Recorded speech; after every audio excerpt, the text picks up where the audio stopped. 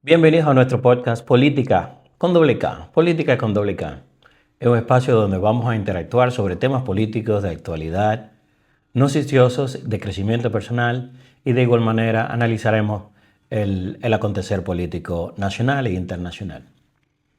En esta primera entrega, nuestro primer episodio de Política con doble K, abordaremos el tema cuando la política se juega en la pantalla, hablando de espectáculo, de algoritmo y de poder. El reciente Super Bowl demostró que el espectáculo es el escenario perfecto para la política. Y en esos escenarios se disputa política y se disputa la implementación de narrativas. Como el Super Bowl lo vimos, ahí no solamente fue un juego de fútbol americano, el del deporte rey de los americanos. Bien, en el caso de Bad Bunny no fue solo una presentación musical, fue un acontecimiento cultural con impacto político.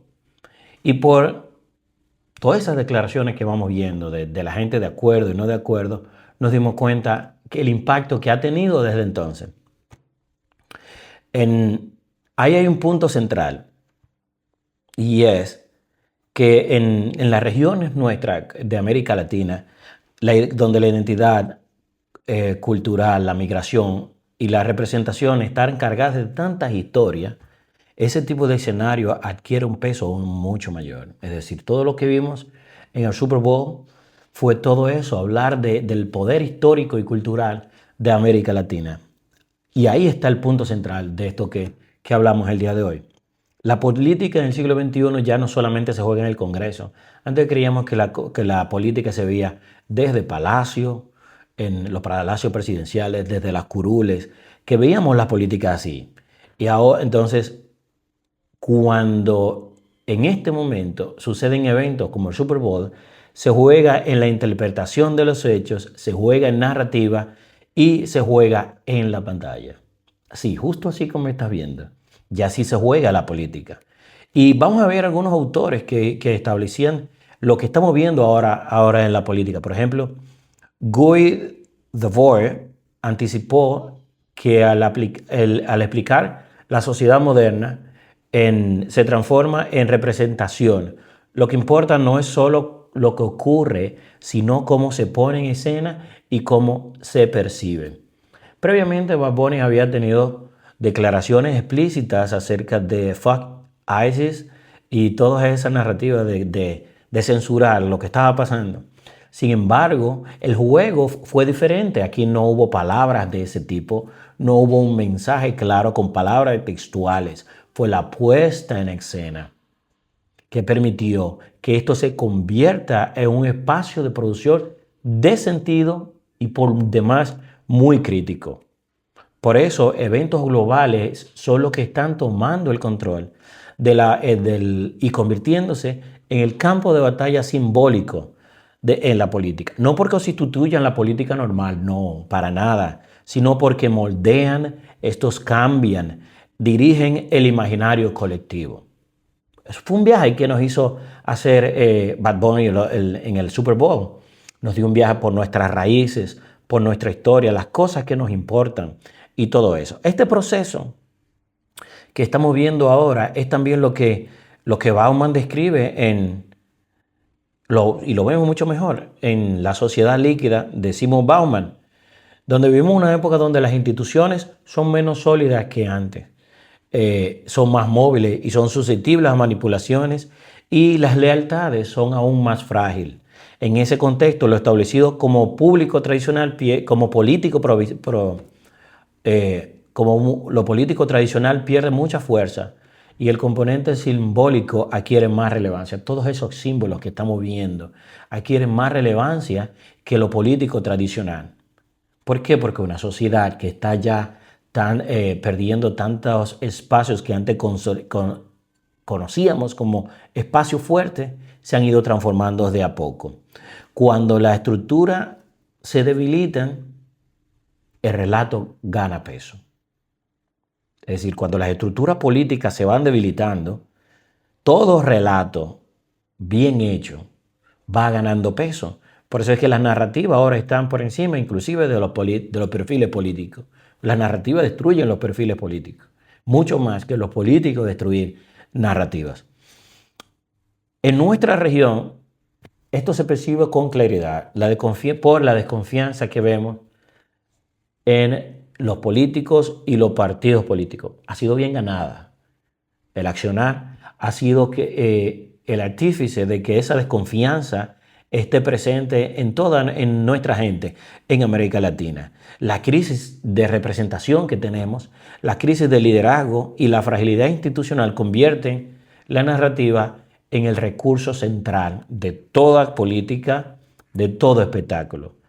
La ciudadanía ya no responde únicamente a los programas de gobierno, responde a los símbolos, a los discursos y a referentes culturales que logren conectar con su experiencia. Por eso es que los outsiders van entrando, porque ya la ciudadanía está conectando con otra cosa muy diferente a lo tradicional que hemos visto.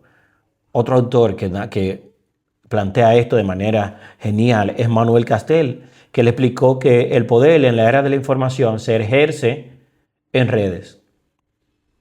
El control ya no es solo institucional, es comunicacional. Por eso es que usted ve que cada vez que hay una crisis, la crisis primero que todo es comunicacional. El mensaje que logra mayor circulación, tiene mayor capacidad de influir a la percepción colectiva. Y yo me pregunto, ¿será esta la razón por la que los puestos de comunicación de los países se han elevado tanto? ¿Será esta la razón? Porque el mensaje ahora es más importante que las instituciones. Se ha perdido la institucionalidad y nos hemos movido a lo comunicacional directamente. Hablando así de la esfera pública, Hannah Arendt concebía como un espacio de aparición colectiva. ¿Y cómo se ha transformado ese espacio de aparición colectiva? Antes, espacios como el Super Bowl eran reservados para algunos. Plataformas como esta en las que nos estamos viendo, era reservado para algunas personas, pero eso se ha transformado. Ya no es un espacio físico como antes, que había que ir a una planta televisora, o que había que ir al Palacio, o al Senado, o a la Cámara de Diputados para usted ver las políticas públicas, las ejecuciones políticas dentro de una reunión, de un comité político. Ahora ese espacio también es digital. No solo digital, está fragmentado y está acelerado a una velocidad que ni lo pensábamos. La deliberación existe, pero ocurre bajo nuestras condiciones. O sea, podemos nosotros tener una opinión, podemos deliberar sobre un tema en particular y escuchar las opiniones de cada quien, porque ya se abrió ese espacio. Y sobre ello también habla Byung-Chul Han, cuando habla de, él advierte que el poder contemporáneo opera también desde la seducción y la autoexposición. Son mensajes que seducen, que atraen. Si se fijan, esos mensajes seductores casi siempre vienen por el culto al yo, el culto al ego. Bien, principalmente nosotros participamos en la circulación de discursos. ¿Cómo lo hacemos? Nosotros reaccionamos, los compartimos, los amplificamos. Y la política, entonces, según Byung-Chul Han, se convierte en una experiencia subjetiva. En América Latina, y vuelvo y cargo en América Latina, donde la política suele vivirse con alta intensidad emocional. Nosotros somos emocionalmente políticos, es decir, cada día nuestras emociones políticas, si existiesen las emociones políticas, nosotros siempre las tenemos elevadas. Y ese componente adquiere una fuerza particular. Bien, entonces, la frontera entre cultura y política se vuelve cada vez más difusa. Esa frontera ya no vemos tanto, esa frontera que hay entre, no, eso es político y esto es cultural. Ya no, ya existe esa mezcla, ese conjunto de que ya lo cultural también es político, lo político también es cultural. Por eso es que usted ve que los pueblos políticamente van actuando de una manera parecida. ¿Por qué? Porque lo convierten en cultura. Cuando hablamos de esto, Gramsci habla también de la hegemonía, del concepto de hegemonía, que el poder se consolida cuando una visión del mundo logra instalarse como sentido común. Ahí vienen las narrativas. La disputa por el sentido común ya no se libra en el terreno electoral, se libra en la cultura, en los medios y en los grandes eventos simbólicos. ¿Vieron?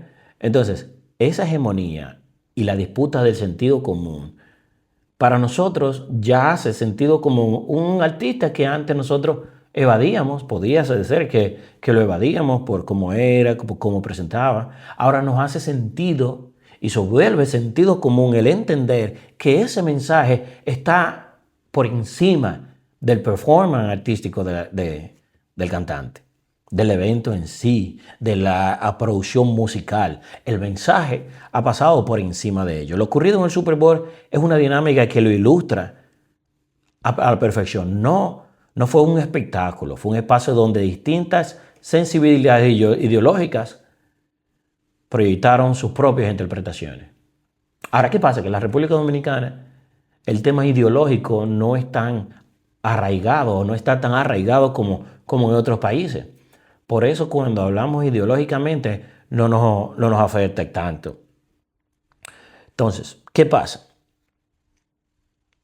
El conflicto no estaba en la música, sino en lo que representaba para distintos sectores.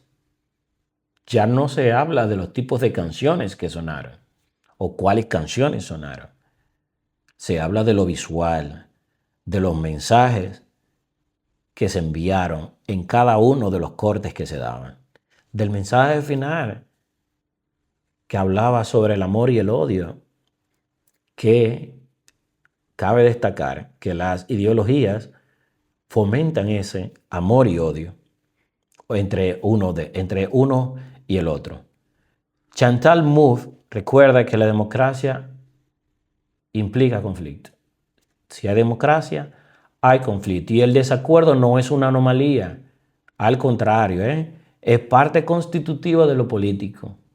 Por esa razón, lo que nosotros vemos ahí en ese conflicto que se genera es plenamente político. Lo que cambia en el siglo XXI es el escenario donde ese conflicto se manifiesta. Anteriormente ese conflicto se manifestaba era en marchas, en caravanas, en discursos políticos. Ahora no. Ya ese discurso y ya ese conflicto ya pasó el Super Bowl. ¿A dónde se traslada ese? A su pantalla. Ya ese conflicto se ve ahí. Ya vemos todas las opiniones de todo el mundo sobre ese particular. Ya cada quien defiende su postura. Ya cada quien critica la otra postura. Y ese debate o ese conflicto usted lo tiene a su mano. Lo tiene en un video, lo tiene en un short, lo tiene en un reels. Y así usted puede entonces generar su propia opinión, dependiendo qué tan fuerte sea la narrativa que le han implementado y que usted ha decidido seguir. Jan Lipovetsky describe nuestra época como hipermoderna, marcada por la aceleración y la competencia constante por la atención. ¿Qué le gusta al político? Pues le gusta la atención. Y si le gusta la atención, tiene que llevar lo político al espectáculo. El espectáculo de la política, podemos llamarlo de esa manera, donde el político o el actor político o la institución política se convierte en un espectáculo en sí. ¿Por qué? Para atraer.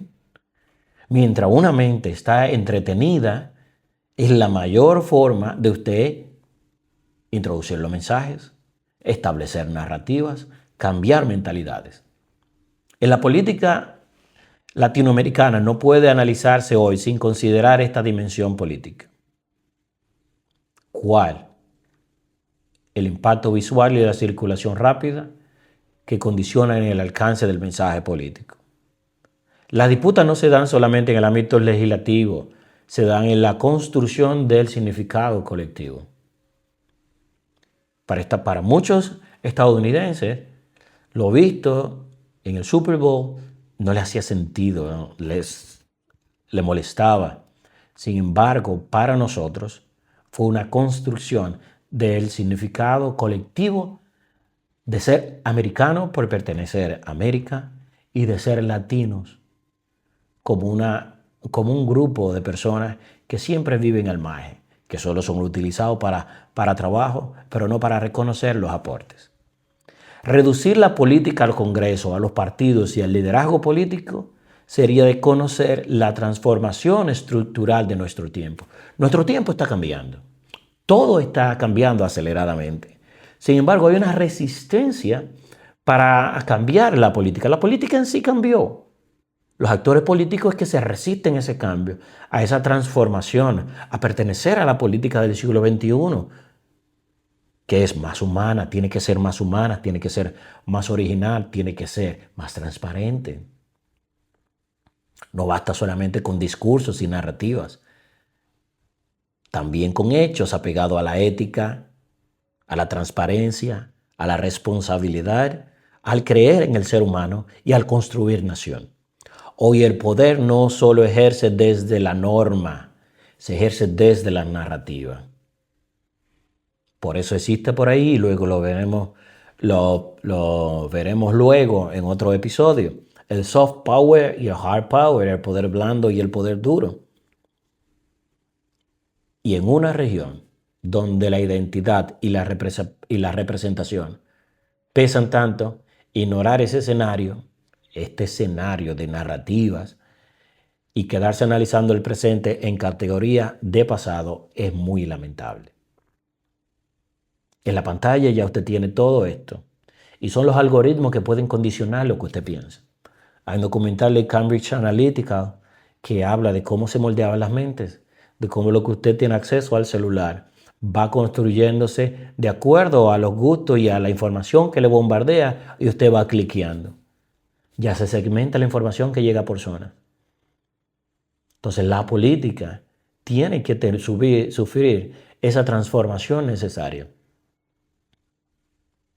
Gracias por acompañarme hasta este momento. Esto es Política con doble K y nos veremos en un siguiente episodio. Yo soy Billy Graham, un placer estar con ustedes.